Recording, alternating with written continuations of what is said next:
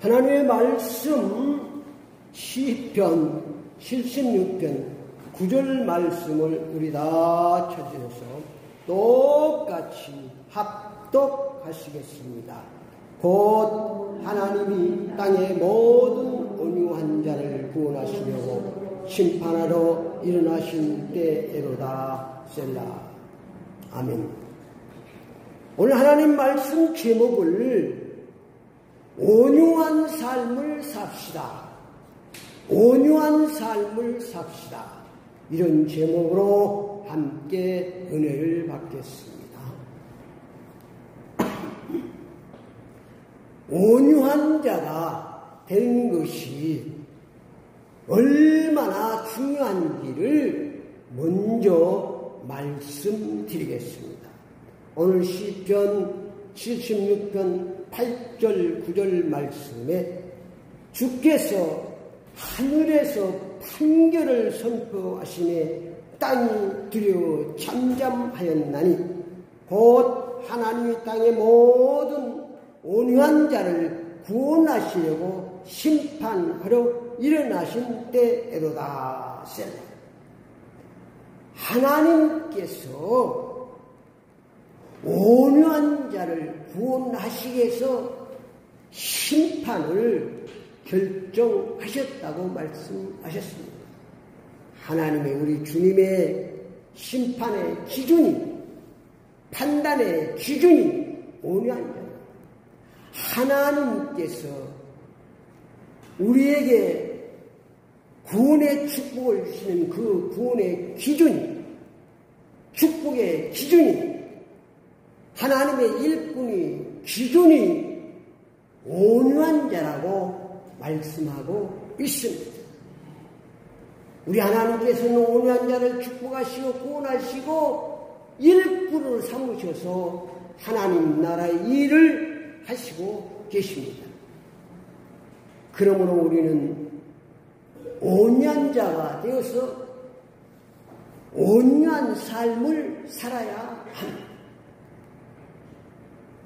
온유한 자가 되기 위해서는 온유의 근본이 되시고 온유의 모델 되신 성자 예수 그리스도의 명예를 메고 내게 와서 배우라고 주님께서 말씀해 주셨습니다. 마태복음 11장 29절에 나는 마음이 온유하고 겸손하니 나의 멍에를 메고 내게 배우라. 그리하면 너희 마음에 쉼을 얻으리니. 예수 그리스도의 멍에를 메우고 예수님께 나와 예수님께 배워야 온유한 자가 된다고 말씀하고 있습니다. 더 자세히 말씀드리면 우리의 힘으로는 온유한 자가 될 수 없다는 말씀입니다. 온유의 근본이 되시고 온유의 모델 되신 예수 그리스도를 나의 주 나의 하나님 믿고 살아야 온유한 자가 시작되는 것입니다. 이 세상에서 가장 온유한 자를 하나님께서는 모세라고 말씀해 주셨습니다. 민수기 12장 3절에 이 사람은 모세는 온유함이 지는 모든 사람보다 더하더라. 하나님께서 모세는 이 세상 모든 사람보다 온유와 더하더라고 말씀하셨습니다. 그러나 우리가 모세를 자세히 보면 성경에 나온 모세를 보면 그렇게 모세는 원래 온유한 사람은 아니었습니다. 모세의 일생을 보면 모세는 이 생에서 120년을 살았습니다. 40년 동안은 바로 공주의 양자가 되어서 바로 궁전에서 40년 동안 최고의 교육을 받았습니다. 문무를 다 가졌습니다. 지식적으로나 또 무적으로도 잘 가르쳐서 훌륭한 사람이 됐습니다. 그래서 40년간 그런 교육을 받고 이제 힘이 생겼습니다. 그래서 모세가 40대가 되어서 이제 내가 하나님께서 나를 이렇게 잘 힘있게 길러준 뭐를 해야 될까 아닙니까? 그래서 내가 이제 뭘 해야 될까 하고 40대가 돼서 이제 밖으로 나왔습니다. 그랬더니 애굽 사람이 이스라엘 사람들을 막 치고 있는 거예요. 그래서 모세가 그것을 보면서 자기도 모르게 그 애굽 사람을 당장 쳐서 죽여서 모래에 묻어버렸습니다. 그러니까 얼마나 성질이 불같습니까? 그 사람을 단번에 죽여서 모래에 묻어버렸다니까. 그리고 그 다음날 또 세상에 나가봤습니다. 그랬더니 이스라엘 백성이 자기 동족끼리 싸우고 있는 거예요. 그래서 왜 너희 동족끼리 싸우고 있느냐? 그때 그 이스라엘 사람이 어제 애굽 사람을 죽인 것 같이 우리도 죽이려고 하느냐? 아, 모세가 이제 알아. 들통이 나고 들통이 나면 모세는 죽습니다. 왜냐하면 모세는 그때 이제 왕권에 오르치는 가장 유력한 자리에 있었는데 거기서 밀려나게 되고 바로 죽는 거예요. 그러니까 모세가 거기서 미디안 강야로 도망간 거예요. 그래갖고 40년 동안 처가살이고 그래서 모세의 힘을 다 뺍니다. 우리가 꼭 알아야 될 것은 하나님의 일은 내 힘으로 하는 것이 아닙니다. 모세가 그때 힘있고 배경 좋고 그때 하나님 쓰시지 않았어요. 완전히 40년간 처가살이하면서 모세의 힘을 다 빼고 있습니다. 그래서 80대에 대해서 힘이 다 빠지니까 하나님께서 모세를 신의 산에서 불렀습니다. 내가 이스라엘의 고통을 내가 다 보았다. 이제 너를 통해서 내가 이스라엘 백성들을 출애굽시키겠다. 그때 모세가 그때 하는 말이 그럽니다. 힘이다. 모세가 그럴 거 아니에요. 그런 일을 시키려면 힘일 때 시키지. 그런 말도 하지 마. 하나님 권위를 많은 자를 보내셨어. 나는 아무 힘도 없고 아무 답도 없고 지금 썩은 지팡이 하나 짚고 있어. 그때 하나님을 쓰시는 것입니다. 그러면서 80대 그래도 40년간 무슨 훈련, 오미오 훈련을 시키는 거예요. 온유한자라는 것은 하나님의 말씀에 길들여진 자가 온유한자예요. 하나님께 길들여진 자가 온유한자. 그래서 열 기항을 떠서 하나님이 말씀하십니다. 그럼 모세는 가는 거야. 그 가서 보면 안 돼. 피가대랑 피를 되겠는데도 바로는 변합니까? 안 변합니까? 안 변해. 여러 가지죠. 메뚜기 재앙을, 또 이해 재앙을, 황충 재앙을, 흑암의 재앙을 10번이나 가서 계속 하는 거예요, 모세는. 그전 같으면 안 가죠. 가서 겨루지도 않는데. 모세가 정말로 온유한 자로 변했는가, 안 변했는가를 그 모세의 모습, 온유한 자의 모습을 우리가 볼 수 있어요. 출애굽기 14장을 보면 이스라엘 백성들을 출애굽시켜서 이제 광야에서 홍해만 건너면 가나안 땅으로 들어가는 겁니다. 그런데 뒤를 돌아보니까 애굽 군대가 바로 완전히 무장해서 병거를 타고 달려오는 겁니다. 근데 앞에는 홍해가 딱 가로막고 있고 이스라엘 백성들이 그걸 보면서 난리가 났습니다. 모세가 원망불평 우리가 애굽에서 차라리 죽어야지 이 광에서 우리를 죽이려고 그러냐. 그때 모세의 모습을 보면 알 수 있습니다. 그때 출애굽기 14장 14절 말씀에 모세가 여호와께서 너희를 위하여 싸우시리니 너희는 가만히 있을지라. 하나님 보니까 가만히 있어요. 그것이 바로 온유한 자의 모습입니다. 하나님께 맡기는 거예요. 예수님께서도 오는 자의 모습을 마태복음 5장의 팔복 설교를 통해서 예수님께 가장 먼저 하신 설교가 팔복입니다. 그게 바로 내가 볼 때는 온유한 자의 모습입니다.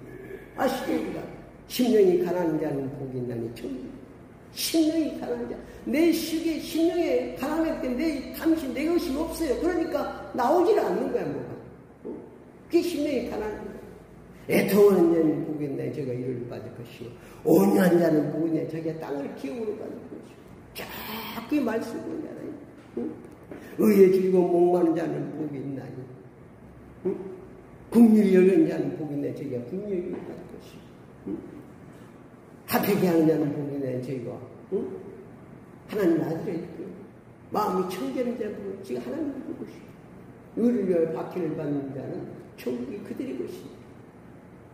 그게 바로 예수님께서 말씀하신 가장 이상의 첫 번째 설교가 바로 팔복인데 그게 바로 온유한 자의 모습입니다. 온유한 자는 뭐라고요? 하나님의 말씀에 길들여진 자. 하나님께 길들여진 자. 그 사람을 하나님이 찾으시고 구원하시고 축복하시고 쓰시는 줄 믿습니다. 내가 오늘 말씀을 통해서 정말로 온유하고 참선한 삶을 사시기를 축원합니다. 하나님께서는 땅의 모든 온유한 자를 구원하시려고 일어나셨다고 오늘 본문 말씀에 말씀하셨습니다. 시편 70년 9절에 곧 하나님이 땅의 모든 온유한 자를 구원하시려고 심판으로 일어나실 때라고 말씀하셨습니다. 그러므로 우리는 온유한 삶을 살아야 합니다. 온유한 삶은 어떻게 살아야 되는지 우리가 그 온유라는 그 히브리어는 온유한 자는 아니에라고 합니다. 그것은 낮은 삶, 겸손한 삶을 말하는 것입니다. 온유한 삶은 하나님의 말씀을 믿고 의지하며 인내로 순종하며 사는 것입니다. 하나님의 말씀에 길들여진 삶을 사는 거예요. 하나님의 말씀대로 순종하고 사는 거예요. 하나님의 말씀이 서라 하면 수하고 가라 하면 가는 것입니다. 그런 자를 하나님이 구원하시고 축복하시고 쓰시는 줄 믿습니다.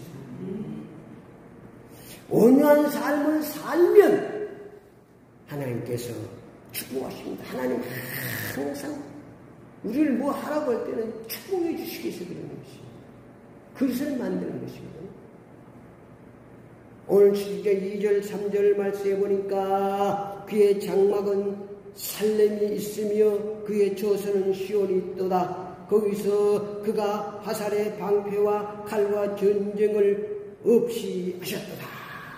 하나님께서 온유한 삶을 사는 사람에게는 하나님께서 임재하셔서 전쟁이 없도록 하나님이 축복해 주시는 줄 믿습니다. 나라에 가정에 내 삶에 전쟁이 없도록 하나님이 축복해 주시는 거예요. 뭐하면 온유한 삶을 사는 온유한 삶은 예수 그리스도의 멍에를 메고 예수님을 닮아가는 것입니다. 그것이 온유한 삶인 것입니다. 시편 76장 4절 말씀에 보니까 주는 약탈한 산에서 영화로우시며 존귀하도다. 온유한 삶을 살면 약탈한 산에서 존귀하게 영화롭게 하나님이 축복해 주시는 줄 믿습니다. 시편 76편 6절 말씀에 보니까 야곱의 하나님이여 주께서 꾸짖으시며 경고와 말이 다 깊이 잠들었나이다. 적군이 경고와 말을 깊이 잠들게 해서 승리하도록 축복해 주십니다. 그러면 이 땅에 사는 우리가 예수 그리스도의 명을 믿고 겸손하게 온유한 삶을 살아야 합니다. 그의 하나님 구원하시고 축복하시고 사용하시는 줄 믿습니다. 결론적으로 말씀드리면 시편 70편 5절 6절에 보면 교만한 삶을 살면 실패합니다. 지금 9절 말씀에 보니까 온유한 신앙으로 우리가 살면 하나님께서 축복하신다고. 하나님은 온유한 자를 찾고 계신다고. 곧 하나님 곧 땅의 모든 온유한 자를 구원하시고 심판으로 일어나시고 하나님은 온유한 자를 구원하시고 축복하시고 일어나셨다고 말씀하고 있습니다. 시편 71절에 보니까 너희는 여호와 너희 하나님께서 원하고 갑부라 사방에 있는 모든 사람도 마땅히 경외할 이에게 애물을 드릴지어다. 우리는 이 땅에 사는 동안 겪은 모든 것들을 하나님 막아주시고 보호주시기 때문에 하나님은 경외하는 신앙으로 살아야 되는 줄 믿습니다. 하나님 길신앙으로 사는 것. 그것이 바로 우리가 온유한 삶이 되는 것입니다. 온유한 신앙으로 살면 전쟁이 없는 평화로운 축복을 하나님이 주십니다. 모두가 다 예수 그리스도의 명을 메고 온유한 삶을 사시기를 축원합니다. 기도를 따라합시다. 지금부터 예수 그리스도의 명을 메고 온유한 삶을 살겠습니다. 예수 그리스도의 이름으로 기도드립니다. 아멘.